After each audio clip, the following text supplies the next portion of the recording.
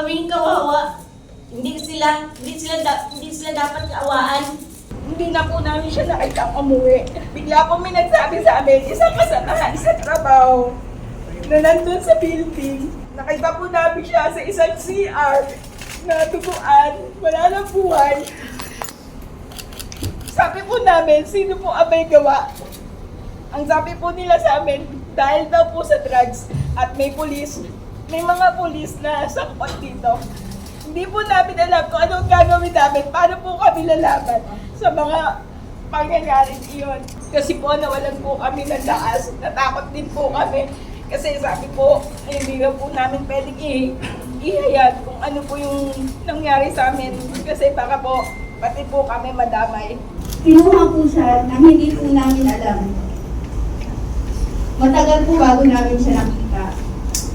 Matagal po siyang itinago bago namin nakita at tumambad na lang po sa amin yung katawan niya na may piring pa sa mata. Tapos ang sabi pa po nila, tinanggalan pa raw po ng mata. Ngayon po, sabi nga nila, ang sumalubong kay Duterte, Miranda Rice. Ano naman po yung sumalubong sa mga anak sa mga mahal namin sa buhay? Bala agad. Tama na po yung nangyari sa kanya. Dapat nga po, mas malala pa. Higit pa sa nangyari sa amin na naulila sa pamilya.